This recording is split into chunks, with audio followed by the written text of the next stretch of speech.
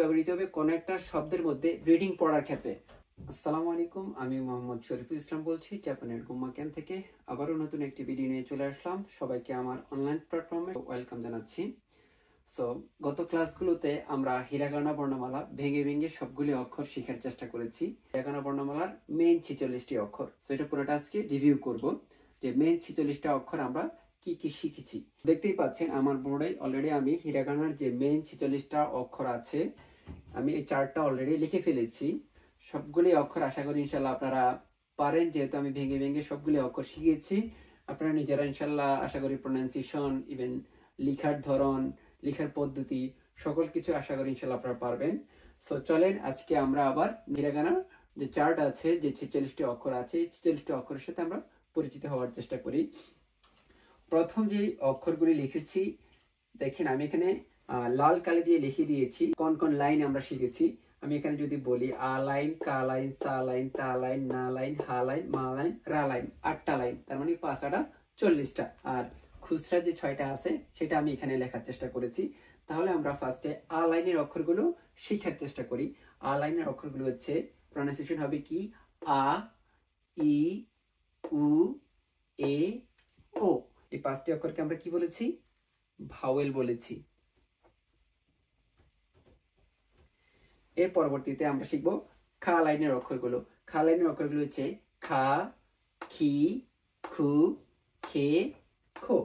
এরপর আমরা শিখবো সা লাইনের অক্ষরগুলো সা, শি, সু, সে, সো। সো বি কেয়ারফুল, আমাকে মাথায় রাখতে হবে সা লাইনের অক্ষরগুলোর ভিতরে আমি একটি অক্ষর ব্যতিক্রম প্রনাউন্সিয়েশন পেয়েছি, ব্যতিক্রম উচ্চারণ পেয়েছি। এটা সি না হয়ে প্রনাউন্সিয়েশন হবে শি। সো বি কেয়ারফুল, আমার সা লাইনের অক্ষর ভিতর একটি অক্ষর ব্যতিক্রম। এরপর আমরা শিখবো তা লাইনের অক্ষরগুলো তা, চি, সু, তে, তো। তাহলে আমরা এই লাইনের ভিতরে, তা লাইনের ভিতরে আমরা দুইটি অক্ষর ব্যতিক্রম পেয়েছি, একটা হচ্ছে চি, একটা হচ্ছে সু।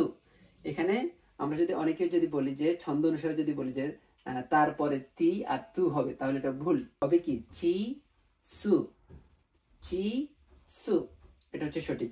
সো বি কেয়ারফুল, তা লাইনের ভিতর আমার দুইটি অক্ষর ব্যতিক্রম। আশা করি ইনশাআল্লাহ আপনারা বুঝতে পারছেন। এরপর আমরা শিখবো না লাইনের অক্ষরগুলো না, নি, নু, নে, নো। এরপর আমরা শিখবো হা লাইনের অক্ষরগুলো হা, হি, ফু, হে, হো। সো আমরা হা লাইনের অক্ষর ভিতরে একটি ব্যতিক্রম অক্ষর পেয়েছি। ব্যতিক্রম অক্ষরটা প্রনাউন্সিয়েশন কি হবে? ফু। এটা হু না হয়ে ফু হবে। So be careful. এরপর আমরা শিখবো মা লাইনের অক্ষরগুলো মা, মি, মু, মে, মো। এরপর আমরা শিখবো রা লাইনের অক্ষরগুলো রা, রি, রু, রে, রো। ছিল আমার 40টা অক্ষর, মানে 8টা লাইন, 5 40টা অক্ষর। ওকে। এরপর আমরা যে খুচরা যে 6টা আছে, এই 6টার উচ্চারণ কি হবে? ইয়া, ইউ, ইয়ো, ওয়া, ও, হুন। তাহলে এই ছিল আমার 46টা অক্ষরের প্রনাউন্সিয়েশন। আশা করি ইনশাআল্লাহ আপনারা এই 46টা এখন না দেখে লিখতে পারবেন, ইভেন সকলের মুখস্থ হয়ে গেছে। আমরা প্রত্যেকটা অক্ষর লেখার পদ্ধতি, স্ট্রোকগুলি, কোন অক্ষরটা কোন স্ট্রোকটা ফার্স্টে দিতে হবে, এরপর কোন স্ট্রোকটা দিতে হবে, আমরা লেখার পদ্ধতিটাও শিখে গিয়েছি। আশা করি আপনারা ওইভাবেই প্র্যাকটিস করেছেন। সো আমাকে মাথায় রাখতে হবে আমি ব্যতিক্রম অক্ষর পেয়েছি সা লাইনে একটা, তা লাইনে পেয়েছি 2টা, আর হা লাইনে পেয়েছি একটা। তাহলে টোটাল 4টা ব্যতিক্রম অক্ষর পেয়েছি। সো বি কেয়ারফুল, এগুলি মাথায় রাখতে হবে। এরপরে আমরা এখানে একটা জিনিস আমরা মাথায় রাখবো, মানে এই সু অক্ষর আর এখানে যে সু অক্ষর, মানে সা লাইনে একটি অক্ষর আর হচ্ছে তা লাইনের সু, এই দুইটার প্রনাউন্সিয়েশন আমাকে মাথায় রাখা লাগবে। সু, তা লাইনের একটি অক্ষর হচ্ছে সু। সো এই দুইটার প্রনাউন্সিয়েশন আমাকে মাথায় রাখতে হবে।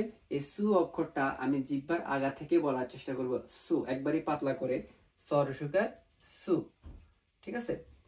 আর এরপরে যে অক্ষরটা আমরা প্রনাউন্সিয়েশন করব সেটা আমার গলার ভিতর থেকে বলার চেষ্টা করে, চাপ দিয়ে, খণ্ডত্ব দিয়ে, এটা হবে সু, এটা হবে কি সু।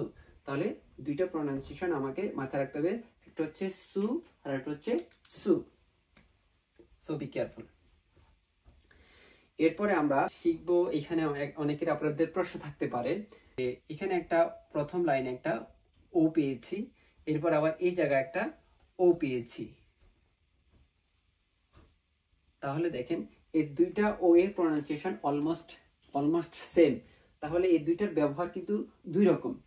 এই ওটা ব্যবহৃত হয়, মাথায় রাখতে হবে যে দুইটা ও আছে, লেখার ধরন ভিন্ন, প্রোনাউন্সিয়েশন অলমোস্ট সেম, তাহলে কোথায় কোনটা ব্যবহৃত হয় সেটা আমি একটু আপনাদেরকে নোট করে স্মরণ করে দিতে চাই।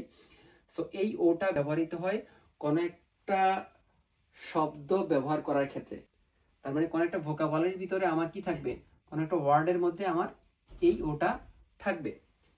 এই ওটা ব্যবহৃত হচ্ছে গ্রামারের পার্টিকেল হিসাবে।